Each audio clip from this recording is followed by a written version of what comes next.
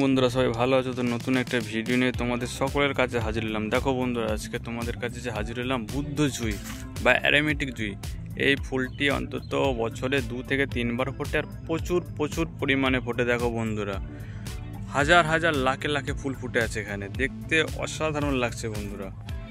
দেখো বন্ধুরা, এই দেখো ফুলে ফুলে ভরা, সব পুরো কাণ্ড ফাণ্ড সব ফুলের, কোনো কাণ্ড ফাণ্ড কোনো কিছুই নেই। দেখো বন্ধুরা, আর এই দেখো নতুন নতুন মুকুল আসছে বা হবে।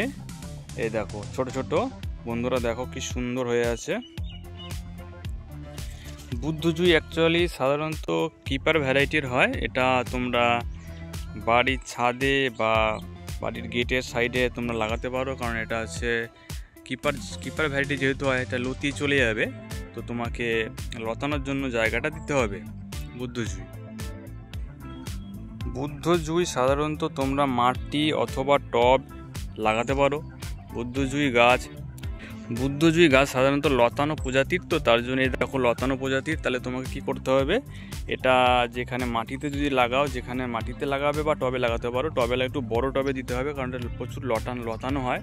দেখো এখানে একটাই গাছ আছে, গাছটার বয়স হচ্ছে গিয়ে 1 থেকে 2 বছর বয়স হয়ে গেছে। দেখো বন্ধুরা, গাছটা দেখো কত ঝাড় হয়েছে। প্রতি বছর ডাল ছেটে ছেটে দেওয়া হয়, তাতে নতুন ফুল আসবে। বা এর জন্য তোমরা যদি এই গাছ বাড়িতে লাগাতে চাও, যে কোনো এক সাইডে লাগাবে যেখানে প্রচণ্ড হারে রোদ্দুর পড়ে। রোদ না হলে এই গাছ হবে না। দেখো বন্ধুরা, গাছটা পুরো ডাইরেক্ট সানলাইটের নিচে আছে, তার জন্য এত সুন্দর ফুল হচ্ছে। আর গাছের গ্লেজ দেখো গাছটার, বন্ধুরা দেখেছো। এর জন্য তোমাদের কি করতে হবে, করণীয়, যে কোনো চারা যে কোনো নার্সারি থেকে কিনতে পারো। কিনে এনে তোমরা যদি মাটিতে লাগাও, মাটিতে যদি লাগাও তাহলে তোমাকে কি করণীয়, মাটি যেখানটায় লাগাবে গাছটা সেখানে অন্তত 1 ফুট মতো গর্ত খুঁড়বে চারিদিক দিয়ে। গর্ত খোঁড়ার পরে ওখানে গোবর সার দিয়ে দেবে।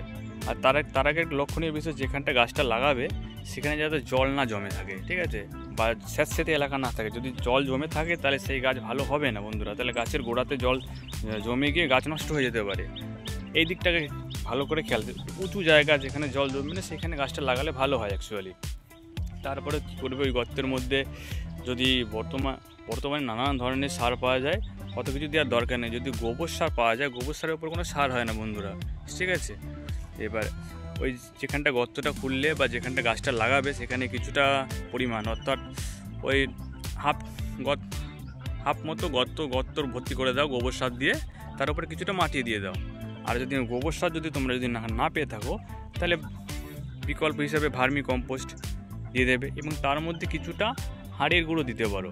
হাড়ের গুঁড়ো প্রচুর উপকার, এবং ওই গর্তের মধ্যে কিছুটা ফোরেট দিতে পারো, যাতে ওই হাড়ের গুঁড়োটার জন্য গন্ধেতে কোনো পোকা মাকড় এসব না এসে গাছের গোড়া ক্ষতি না করতে পারে বন্ধুরা। তারপরে গাছটিকে যে লাগিয়ে দিয়ে একটা কোনো লোহার রড বা খুঁটি পুঁতে দাও, যাতে কিছুদিন পরে এটা লতি উঠতে পারে। কিছুদিন পর বন্ধুরা, এই বুদ্ধ জুঁইয়ের গাছে যখন এরকম ছোট ছোট এরকম ডাল বেরোবে, তখন এইখান দিয়ে এরকম করে ভেঙে দেবে। তাতে কি হবে, প্রচুর এরকম করে ফেপটি ছাড়বে, ঠিক আছে। তাহলে প্রচুর এরকম ফুলে ফুলে ভরে যাবে বন্ধুরা। আমার এই ভিডিওটা যদি ভালো লেগে থাকে বন্ধুরা, লাইক শেয়ার কমেন্ট করতে ভুলবে না। ও পরবর্তীতে তোমরা যদি আমার ভিডিওতে নতুন হয়ে থাকো, তাহলে আমার চ্যানেল নতুন হয়ে থাকো, তাহলে সাবস্ক্রাইব করে দেবে, যাতে পরবর্তী ভিডিওটা আপলোড সাথে নোটিফিকেশান পেয়ে যাবে এবং